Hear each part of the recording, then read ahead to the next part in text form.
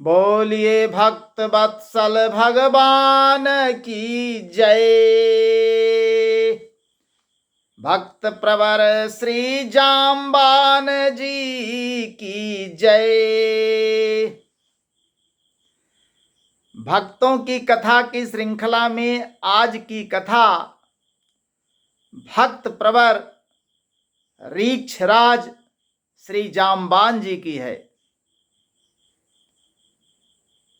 श्री जाम्बान जी की यह कथा श्री नाभादास जी कृत श्री भक्तमाल से ली गई है। कथा इस प्रकार आती है कि रीक्षराज जाम्बान ब्रह्मा के अंशावतार हैं। ब्रह्मा जी स्वयं अपना रूप बदल करके जाम्बान जी के रूप में अपने अंश को प्रकट किए थे।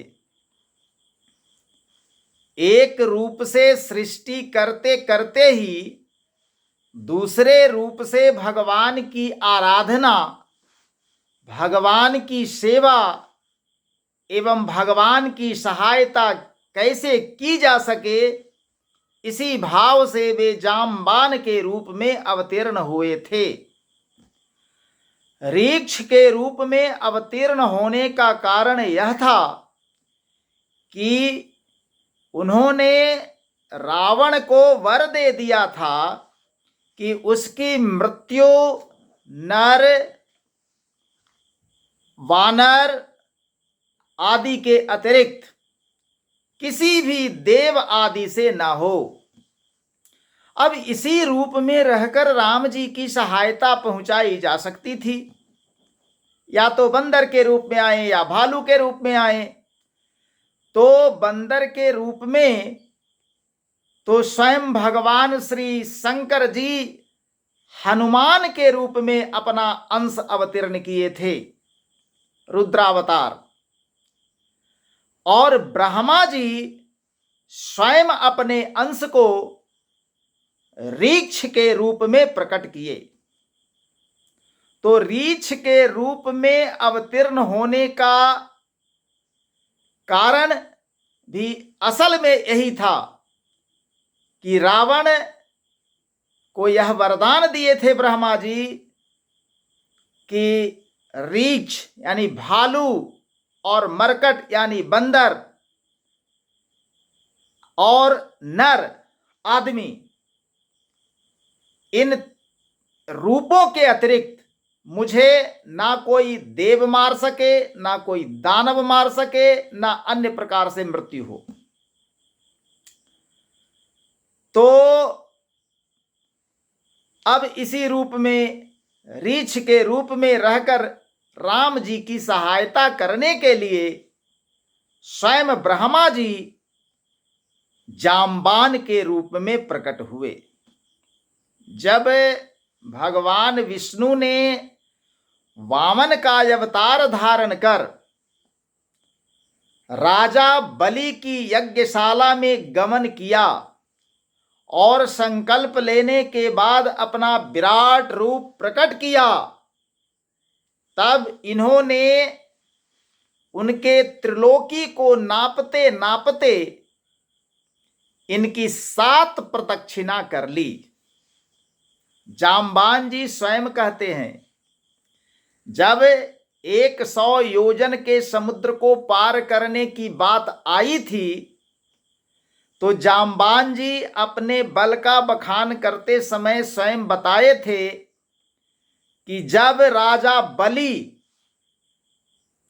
से 3 पग भूमि मांगने के उपरांत वामन भगवान ने जब व्यापक विराट रूप धारण किया और 2 ही पग में समस्त लोकों को नाप लिया, तीसरा पग रखने की जगह उन्हें नहीं मिली और बलि ने स्वयं को प्रस्तुत कर दिया उनके सामने तीसरे पग के लिए।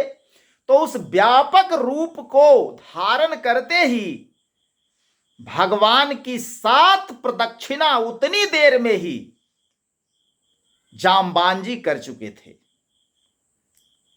कितने वेगवान और कितने बलवान थे जामवान जी। तो जामवान जी की इस अपूर्व शक्ति और साहस को देखकर बड़े बड़े ऋषि मुनि और देवता भी इनकी प्रशंसा करने लगे। रामावतार में तो मानो ये भगवान के प्रधानमंत्री ही थे जी। सारी सहमति इन्हीं से ली जाती थी, सारी मंत्रणा यही देते थे जामवान जी। सीता माता के अन्वेषण में ये हनुमान जी के साथ थे, और जब समुद्र पार जाने की किसी को हिम्मत ना पड़ी तब इन्होंने हनुमान जी को इनकी शक्ति का स्मरण कराया और लंका में जाकर क्या करना चाहिए इस विषय में सम्मति दी। पवन पुत्र तो जब विशालकाय रूप पर्वताकार धारण किए तो आवेश में आकर, जोश में आकर उन्होंने कहा कि कहिए जामवान जी मुझे करना क्या है, कहिए तो लंका को उखाड़ करके ले आकर के इसी जगह आपके समक्ष रख दूं, और नहीं तो उसको समुद्र में डुबो दूं। जामवान जी ने कहा कि हनुमान जी इतना करने की कोई बात नहीं है, आप केवल सीता माता का पता लगा करके आइए और प्रभु श्री राम से उनकी बात कहिए। स्वयं प्रभु श्री राम अपने से अपनी सेना के साथ वहां जा करके और युद्ध में रावण को जीतेंगे, इसलिए आप केवल सीता माता का पता लगा करके आ जाइए। समय समय पर भगवान को सलाह देने के अलावा ये लड़ते भी थे और बहुत महान योद्धा, बलशाली योद्धा थे जी। लंका के युद्ध में इन्होंने बड़े बड़े राक्षसों का संहार किया। भगवान श्री राम के चरणों में इनका इतना प्रेम था कि उनके अयोध्या पहुंचने पर इन्होंने वहां से अपने घर जाना अस्वीकार कर दिया। प्रभु मैं अब लौट नहीं सकता, हठ कर दिया, जा ही नहीं सकता मैं। आपके चरणों को छोड़कर भला और मैं कहां जाऊं। जब तक भगवान श्री राम ने द्वापर में आकर के इनको दर्शन देने की प्रतिज्ञा नहीं की तब तक ये अपने हठ पर अड़े ही रहे। जब प्रभु श्री राम ने कहा कि मैं द्वापर युग में जब कृष्णावतार लूंगा तो आपको दर्शन दूंगा, जब तक इन्होंने आश्वासन नहीं दिया प्रभु ने, श्री राम ने, तब तक के जामवान जी अपने हठ पर अड़े रहे कि मैं आपके चरणों को छोड़कर नहीं जाऊंगा। अंततः भगवान प्रभु श्री राम की आज्ञा मानकर वे अपने घर आए और नित्य भगवान की प्रतीक्षा में उन्हीं का चिंतन स्मरण करते हुए अपना जीवन व्यतीत करने लगे। कथा द्वापर युग की आती है कि जब द्वापर युग में भगवान श्री कृष्ण का अवतार हुआ उस समय द्वारिका के एक यदुवंशी राजा सत्राजीत, एक यदुवंशी राजा थे, उनका नाम था सत्राजीत। तो सत्राजीत ने सूर्य की उपासना करके स्यमंतक मणि प्राप्त की थी। एक दिन की बात है कि स्यमंतक मणि को पहनकर सत्राजीत का छोटा भाई प्रसेन जंगल में गया हुआ था। उसी घने जंगल में एक सिंह ने सत्राजीत के भाई प्रसेन को मार डाला और मणि को छीन लिया। तत्पश्चात रीछराज जामबान ने उस सिंह को मारकर उस मणि को ले लिया।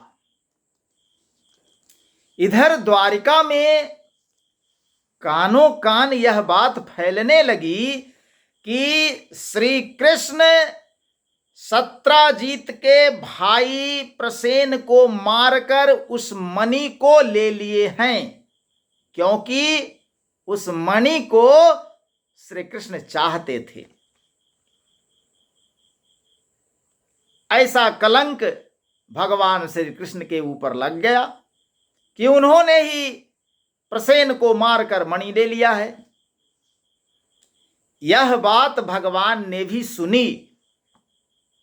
देखिए जी, यद्यपि कि लोक दृष्टि से तो भगवान ने कलंक के परिमार्जन और मणि के अन्वेषण के लिए ही यह यात्रा की जंगल में, क्योंकि कलंक लगा था ना भगवान श्री कृष्ण के ऊपर कि इन्होंने ही मणि ले लिया है, प्रसेन को मार दिया है।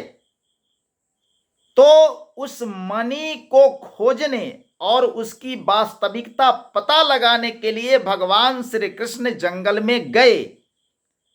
यह तो एक माध्यम बना, लेकिन असल में भगवान श्री कृष्ण को जामबान जी को दर्शन देना था, क्योंकि त्रेता युग में रामावतार में उन्होंने जामबान जी को यह वचन दिया था कि द्वापर युग में कृष्णावतार में मैं आपको दर्शन दूंगा। तभी जामबान जी भगवान श्री राम जी के चरण छोड़ करके अपने घर को गए थे। तो वास्तव में बात यह थी कि उन्हें अपने पुराने भक्त जामबान को दर्शन देकर कृतार्थ करना था, जिनका एक एक क्षण बड़ी व्याकुलता के साथ भगवान की प्रतीक्षा में ही बीत रहा था। त्रेता युग से अभी तक निरंतर प्रतीक्षा में थे, आतुरता में थे जामबान जी कि कब द्वापर में भगवान श्री कृष्ण आकर हमको दर्शन देंगे। हाँ, एक बात तो है, भगवान कृष्ण जामबान के घर इसी तरह से मणि खोजते हुए पहुंच गए। जहां पर सत्राजीत के भाई की हत्या हुई थी, वह सिंह उसको मारकर मणि छीना था। उस सिंह का पद चिन्ह देखते देखते भगवान श्री कृष्ण जामबान जी के घर पहुंच गए, क्योंकि सिंह से लड़ करके सिंह से मणि प्राप्त किया था जामबान जी ने, और उनका पद चिन्ह आगे चला था। तो जामबान जी के पद चिन्हों का अनुसरण करते हुए, पीछा करते हुए जामबान जी के घर तक भगवान श्री कृष्ण पहुंच गए। जब भगवान श्री कृष्ण जी जामबान जी के घर पर पहुंचे, उस समय उनका यानी जामबान जी का पुत्र उसी मणि के साथ खेल रहा था और पालने में झूल रहा था। एक अपरिचित मनुष्य को देखकर वह जोर जोर से रोने लगा और मणि की ओर भगवान की दृष्टि देखकर उसकी धाई भी चिल्ला उठी। बच्चे का रुदन और धाई की चिल्लाहट सुनकर के जामबान जी उधर से दौड़े हुए आए, तो भगवान श्री कृष्ण जी को इस रूप में जामबान जी पहचान नहीं पाए। उनको क्या पता था कि भगवान ही दर्शन देने आ गए हैं। उन्होंने तो सोचा कि ये कौन सा साधारण मनुष्य यहां आ गया। भगवान की कुछ ऐसी ही लीला थी। दोनों में बड़ा घमासान युद्ध हुआ। चूंकि कृष्ण तो मणि प्राप्त करने गए थे, वो मणि लेना चाहे, और जामबान जी मणि देने वाले नहीं थे। सिंह को मार करके उन्होंने मनी ली थी। दोनों में घमासान बड़ा घनघोर युद्ध हुआ।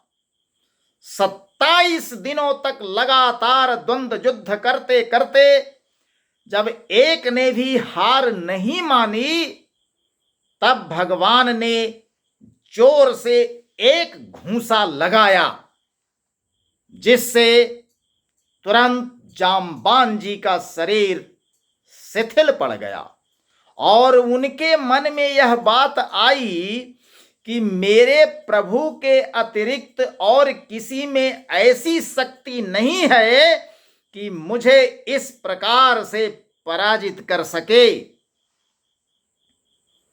यह भावना उठते ही जांबान जी क्या देखते हैं कि उनके सामने धनुष बाणधारी भगवान श्री रामचंद्र जी खड़े हैं। श्री कृष्ण भगवान श्री राम के रूप में उनको पुनः दर्शन दिए। जांबान जी ने अपने इष्ट देव को साष्टांग नमस्कार करके स्तुति की, षोडशोपचार पूजा की और उपहार स्वरूप उस मणि के साथ अपनी कन्या जामवंती का समर्पण कर दिया और इस प्रकार अपने जीवन और अपने सर्वस्व को भगवान के चरणों में चढ़ाकर जीवन का सच्चा लाभ लिया। आप जानते हैं कि भगवान श्री कृष्ण का विवाह रुक्मिणी जी के बाद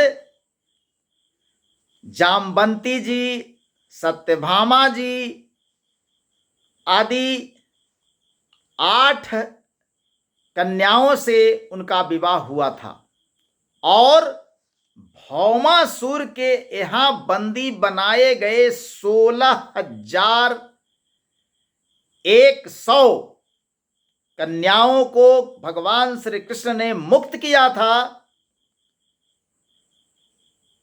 जो लोक लाज के भय से और तो अब कहीं जा नहीं सकती थी, माता पिता के पास लौट नहीं सकती थी, संसार में दूसरा कोई उन्हें अपना नहीं सकता था। इसलिए उन सभी कन्याओं से भगवान श्री कृष्ण ने विवाह किया था। तो जामवंती का विवाह भगवान श्री कृष्ण जी के साथ इसी श्यामंतक मणि के कारण हुआ। कारण चाहे जो भी हो, भगवान श्री कृष्ण ने अपने अनन्य भक्त जामवान जी को दर्शन दिए, उनकी पुत्री का उद्धार किया और जामवान जी को जीवन का सच्चा लाभ दिया। वास्तव में प्रभु के चरणों में समर्पित हो जाना ही इस जीवन का परम लक्ष्य है।